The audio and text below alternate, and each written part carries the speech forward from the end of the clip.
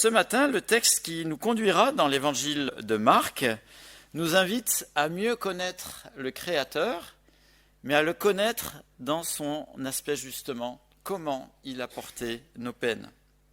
Et le texte de Marc de ce matin fait référence à la fête des pains sans levain. À cette fête-là, on sacrifiait l'agneau pascal. Et c'était un moment déterminant dans la vie du peuple juif. C'était un moment où il se souvenait de la sortie de l'esclavage quand le peuple hébreu était esclave des Égyptiens. Alors que l'on soit des lecteurs de la Bible ou qu'on ne soit pas des lecteurs de la Bible, tout le monde a déjà entendu parler de Moïse. Et donc c'est à ce moment-là que ça se passe. Avec Moïse, il y a une bataille entre Moïse et entre le pharaon de l'époque. Et justement, Moïse parle au nom de Dieu et il veut atteindre Pharaon pour qu'il laisse partir le peuple hébreu. Et au travers de 10 plaies, Moïse va montrer la grandeur de Dieu et ça devait atteindre le cœur de Pharaon. Et au lieu de plier sous les évidences de Dieu, Pharaon s'endurcit. Et la 10e plaie, la plus terrible, est donnée et tous les premiers de chaque famille, tous les aînés de chaque famille seront atteints de mort, que ce soit dans les familles humaines, mais ce sera aussi pour les animaux. Et pour que les Hébreux ne soient pas atteints par ce fléau, Dieu va donner des instructions au peuple des Hébreux. Et c'est un moment important, et je vous invite à le lire. C'est en page 47 des Bibles blanches qui sont à côté de vous, en Exode 12. On va lire à partir du verset 1. L'Éternel dit à Moïse et à Aaron en Égypte : Ce mois-ci sera pour vous le premier des mois. Vous le considérez comme le premier des mois de l'année. Transmettez ces instructions à toute l'assemblée d'Israël. Le 10e jour de ce mois, on prendra un agneau pour chaque famille, un agneau pour chaque maison. Si la maison est trop nombreuse pour un agneau, on le partagera avec le plus proche voisin en fonction du nombre de personnes. Vous estimerez le nombre de personnes pour l'agneau d'après la part que chacun peut manger. Ce sera un agneau sans défaut, mâle, âgé d'1 an. Vous pourrez prendre un agneau ou un chevreau. Vous le garderez jusqu'au 14e jour de ce mois, où toute l'assemblée d'Israël le sacrifiera au coucher du soleil. On prendra de son sang et on en mettra sur les 2 poteaux et sur le linteau de la porte des maisons où on le mangera. Cette même nuit, on mangera sa viande rôtie au feu, on la mangera avec des pains sans levain et des herbes amères. Vous ne le mangerez pas à moitié cuit et bouilli dans l'eau, au contraire, il sera rôti au feu avec la tête, les pattes et l'intérieur. Vous n'en laisserez rien pour le matin. Si toutefois il en reste quelque chose le matin, vous le brûlerez au feu. Quand vous le mangerez, vous aurez une ceinture à la taille, vos sandales aux pieds et votre bâton à la main. Vous le mangerez rapidement. C'est la Pâque de l'Éternel. Cette nuit-là, je parcourrai l'Égypte et je tuerai tous les premiers-nés du pays, hommes ou animaux. Je mettrai ainsi à exécution mes jugements contre tous les dieux de l'Égypte. Je suis l'Éternel. Pour vous, en revanche, le sang servira de signe sur les maisons où vous vous trouverez. Je verrai le sang et je passerai par-dessus vous. Il n'y aura pas de fléau qui vous détruise quand je frapperai l'Égypte. Vous vous rappellerez le souvenir de ce jour en le célébrant par une fête en l'honneur de l'Éternel.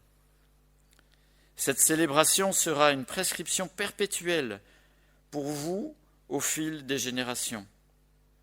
Pendant 7 jours, vous mangerez des pains sans levain. Dès le premier jour, il n'y aura plus de levain dans vos maisons. En effet, toute personne qui mangera du pain levé du 1er au 7e jour sera exclue d'Israël. Le premier jour, vous aurez une sainte assemblée et le 7e jour aussi. On ne fera aucun travail ces jours-là, vous pourrez seulement préparer la nourriture de chaque personne. Vous célébrez la fête des pains sans levain, car c'est précisément ce jour-là que j'aurai fait sortir vos armées d'Égypte.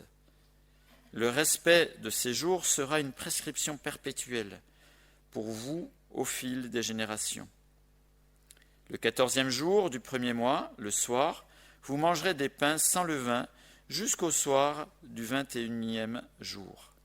Pendant 7 jours, on ne trouvera pas de levain dans vos maisons. En effet, toute personne qui mangera du pain levé sera exclue de l'assemblée d'Israël, qu'il s'agisse d'un étranger ou d'un Israélite.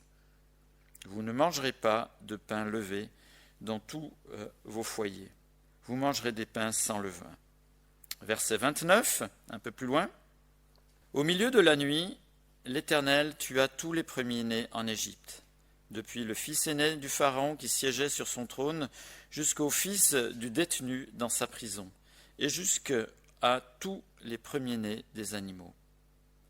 Le Pharaon se leva en pleine nuit, ainsi que tous ses serviteurs et tous les Égyptiens. Il y eut de grands cris en Égypte, car il n'y avait pas une seule maison où il n'y avait pas un mort. La nuit même, le Pharaon appela Moïse et Aaron et leur dit : « Levez-vous, sortez du milieu de mon peuple, vous et les Israélites. Allez servir à l'Éternel comme vous l'avez dit. Prenez votre petit et votre gros bétail comme vous l'avez dit. Allez-y et bénissez-moi. » Les Égyptiens poussaient le peuple, ils étaient pressés de le renvoyer de leur pays, car ils disaient : « Nous allons tous mourir. » Le peuple emporta donc sa pâte avant qu'elle soit levée. Ils enveloppèrent les pétrins dans les vêtements et les portèrent sur leurs épaules. Les Israélites se conformèrent aux indications de Moïse et demandèrent aux Égyptiens des objets en argent et en or, ainsi que des vêtements. L'Éternel gagna au peuple la faveur des Égyptiens qui répondirent positivement à leurs demandes et ils dépouillèrent ainsi les Égyptiens. Moment inoubliable pour l'histoire du peuple d'Israël. Moment inoubliable. Moment qu'il ne fallait pas oublier au fil des générations. Voilà pourquoi le récit à la fois dramatique de cette délivrance était une fête importante dans l'histoire du peuple d'Israël. Et on voit que face à l'opposition du Pharaon, face à l'opposition des Égyptiens, la patience de Dieu s'arrête et le jugement tombe. C'est quelque chose que l'on voit d'une manière continue dans la parole de Dieu. Dieu est très patient avec nous. Mais un jour, le jugement tombe. Et là, on en a la démonstration ici avec le peuple égyptien qui avait été averti de 9 fois. Et il a fallu arriver à l'extrémité, à ce jugement fort, pour que les écailles de la dureté du cœur tombent et que enfin il laisse partir les Égyptiens. Dans ce texte, on voit que finalement, qu'on soit égyptien ou pas, la sanction tombait sur tout le pays. Le peuple hébreu a été épargné parce qu'un agneau innocent a été offert et son sang a été mis pour couvrir justement le jugement qui passait. Un agneau innocent dont le sang a coulé a été mis sur les linteaux pour que le jugement ne tombe pas sur les personnes qui étaient dans cette maison.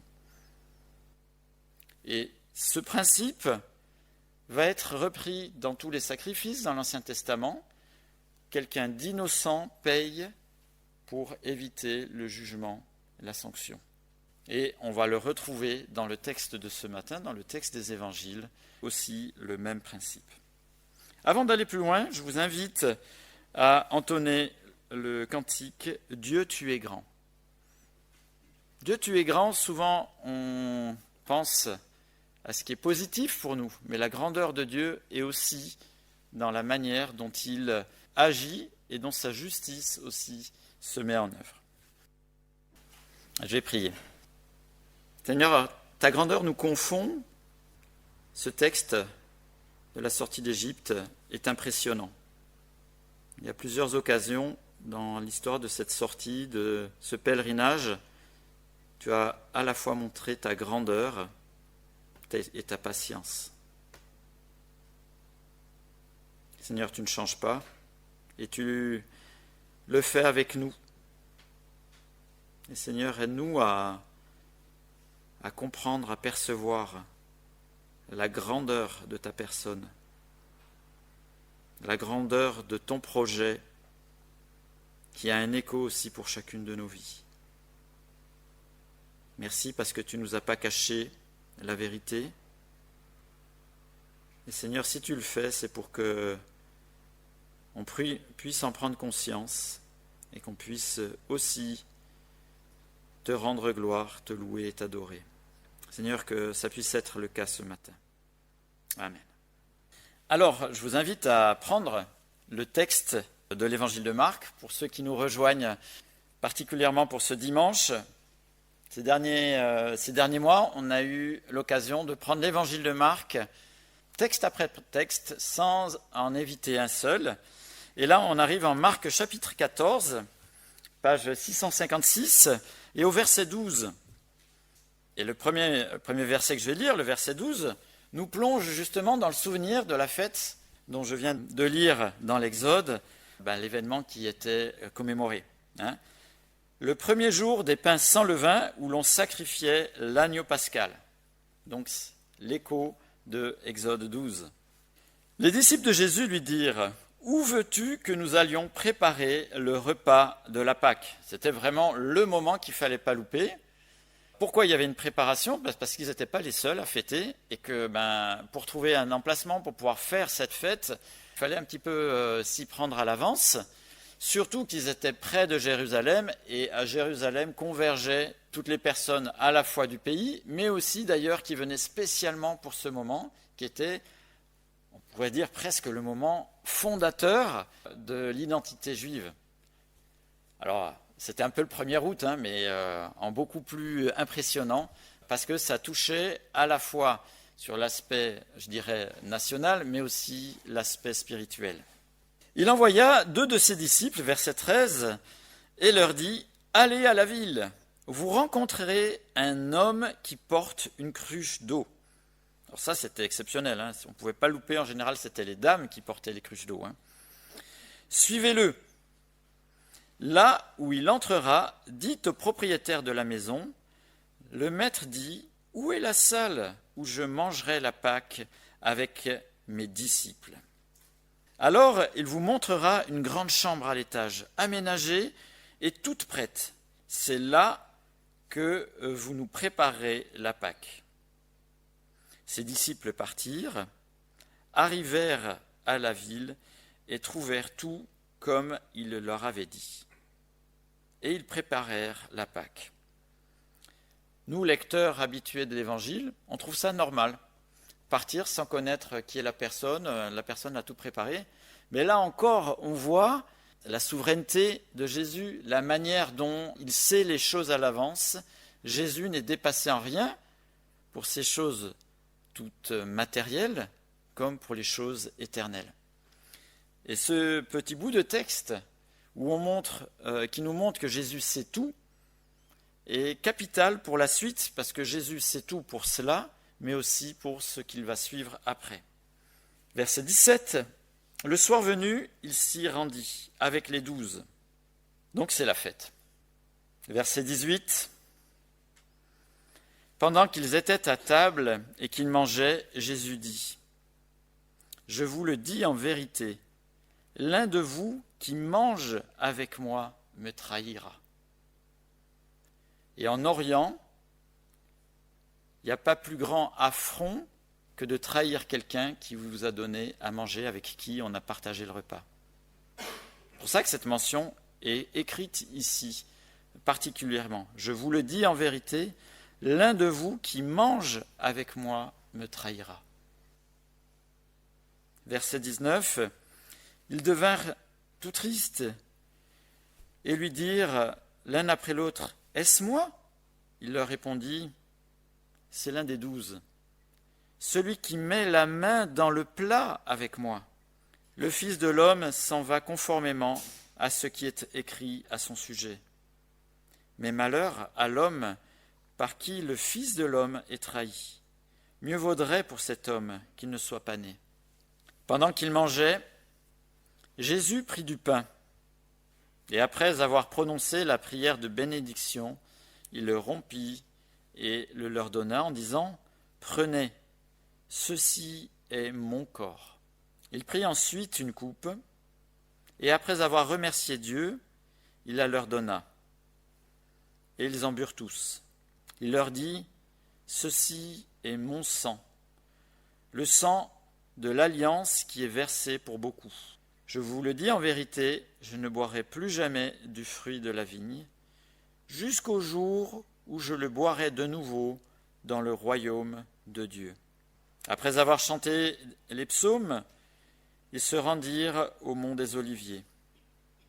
Jésus leur dit, « Vous trébucherez tous, car il est écrit, je frapperai le berger et les brebis seront dispersées. Mais après ma résurrection, je vous précéderai en Galilée. » Pierre lui dit, « Même si tous trébuchent, ce ne sera pas mon cas. » Jésus lui dit, « Je te le dis en vérité, aujourd'hui, cette nuit même, avant que le coq chante, toi, tu me renieras 3 fois. » Mais Pierre reprit plus fortement, « Même s'il me faut mourir avec toi, je ne te renierai pas. » Et tous dirent la même chose. Je ne sais pas si vous avez déjà été trahis. Je ne sais pas si ce terrible moment fait partie de ce que vous avez vécu. Je pense que si c'est le cas, ce texte parle particulièrement. Quoi qu'ait pu être la trahison dont vous avez été victime, elle n'a pas d'égal avec celle que Jésus vit et va vivre. Parce que lui en mourra. Il est trahi par l'un des 12. Imaginez que 3 ans durant, les 12 ont été les témoins particuliers de tout ce que Jésus a démontré. Et à l'évidence, l'humanité n'a jamais connu quelqu'un comme lui. Et ils étaient les témoins, ils étaient à côté, ils ont vécu 3 ans avec lui. Et l'un des 12 le trahit jusqu'à la mort. Et cette mort arrivera. Il circule dans l'inconscient collectif de l'humanité que les événements dont Jésus est victime seraient un concours de circonstances. Ce que nous montre clairement le texte qu'on a lu ce matin, c'est que c'est faux. Tout se déroule comme Dieu l'avait annoncé des siècles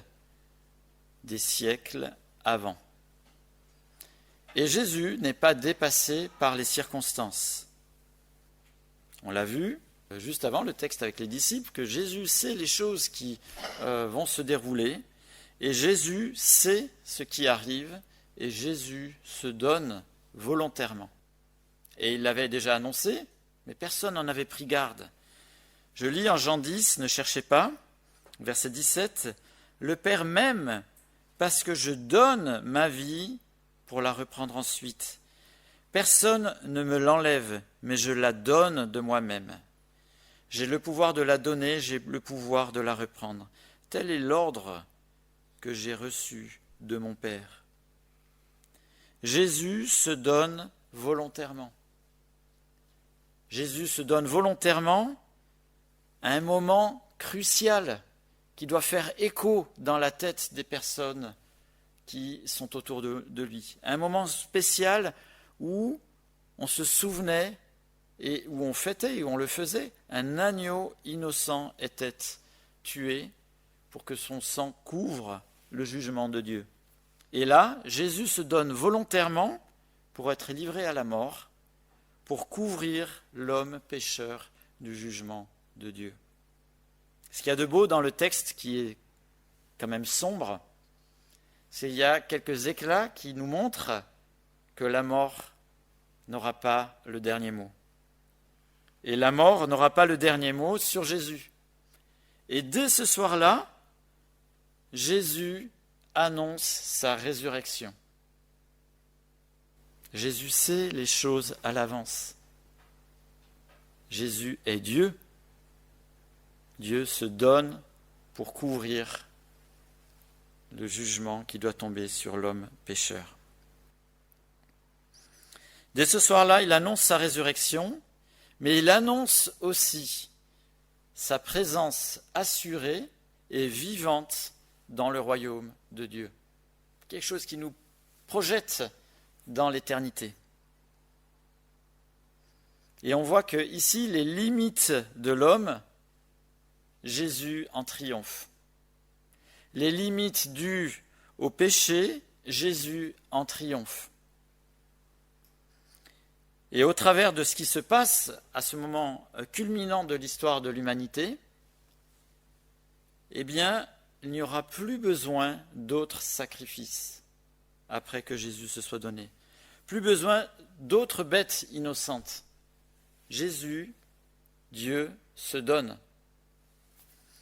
Et il n'y aura plus besoin aussi de notre part de sacrifice pour mériter la faveur de Dieu. Jésus triomphe ici de tout ce qui nous limite. Et ce triomphe, Jésus veut le mettre au compte de l'homme pécheur. Alors quand on pense à l'homme pécheur, on pense tout de suite aux méchants. Rarement à soi d'ailleurs, mais on pense aux autres. Alors certes, dans ce texte très sombre, nous avons la figure la plus emblématique de l'homme méchant, c'est Judas, tant et si bien que Jésus dit même qu'il aurait mieux valu qu'il ne naisse pas. Judas qui délibérément a résolu de livrer Jésus. Personne ne l'a contraint, c'est délibérément qu'il a choisi de livrer Jésus.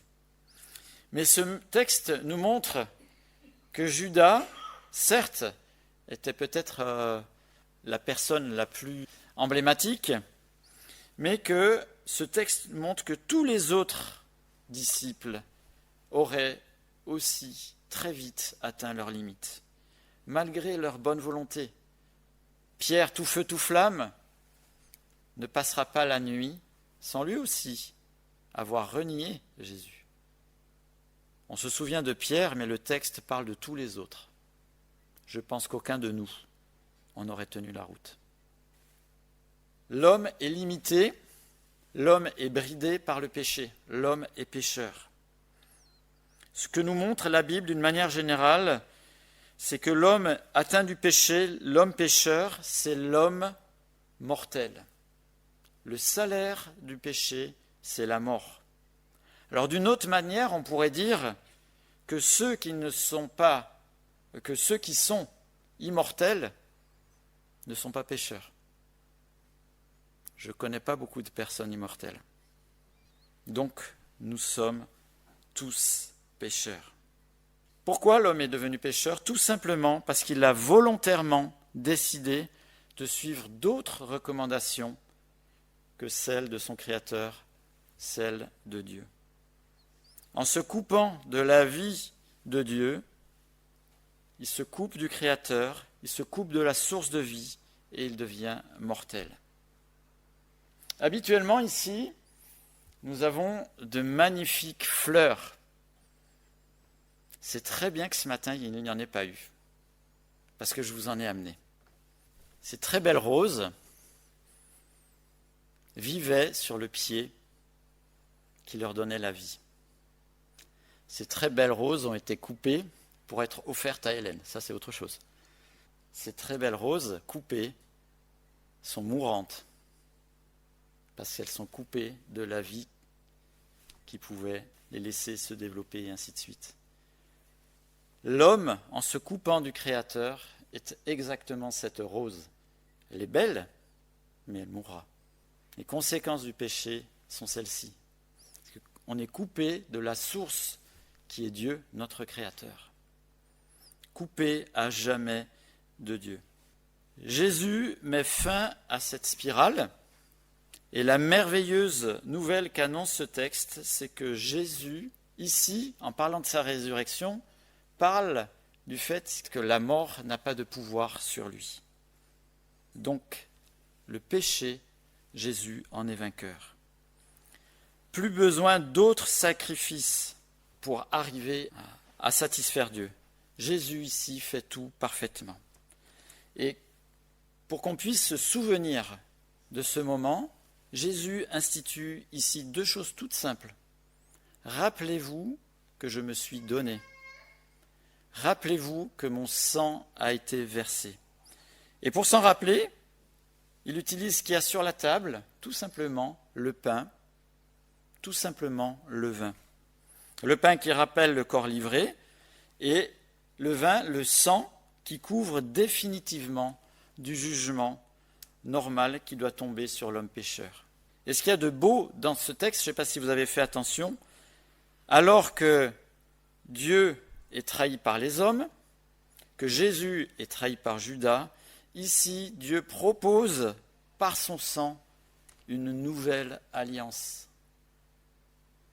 Qui de nous aurait fait ça? Qui de nous, au prix de la vie de son fils, aurait fait ça pour quelqu'un qui l'a trahi? Jésus n'est pas venu faire une belle démonstration, Jésus est venu sauver l'homme perdu. Il est venu me sauver, il est venu sauver tous les hommes perdus. Quelle que soit leur religion, qu'ils soient athées ou non. Jésus ne fait pas de distinction, il est venu sauver l'homme perdu. Et il s'est offert pour chacun. Dieu a fait sa part au travers de Jésus d'une manière parfaite. Dieu propose une alliance qui a un écho éternel au travers de Jésus. Quelle est notre réponse? Quelle est notre reconnaissance si nous avons déjà donné notre réponse? Et c'est là où le texte d'Exode 12 fait un peu écho aussi par rapport au choix que Dieu nous présente. Jésus avait dit au peuple hébreu, si vous voulez éviter la 10e plaie, voilà ce qu'il faut faire. Tuerez un agneau, vous mettrez le sang sur les linteaux.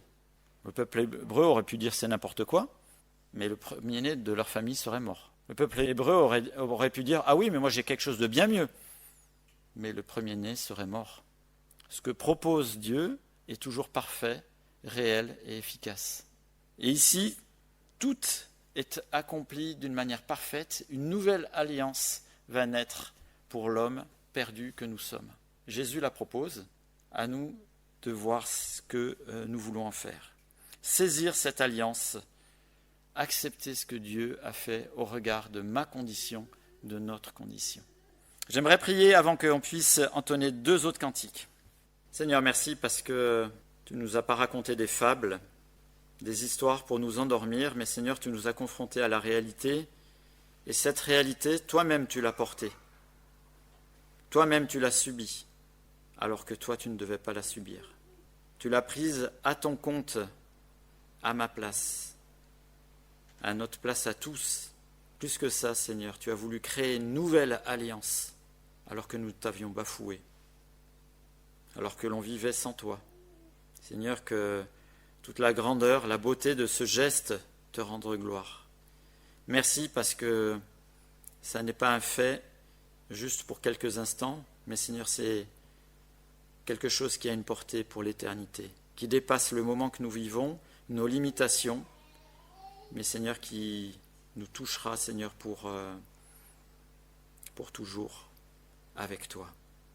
Seigneur, que tu nous donnes d'être honnêtes, de comprendre aussi la portée de ce que tu as fait.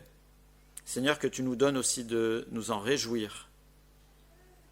Seigneur, si tu as permis de pouvoir s'en souvenir au travers du pain et du vin, de la scène, c'est parce que bien souvent on oublie.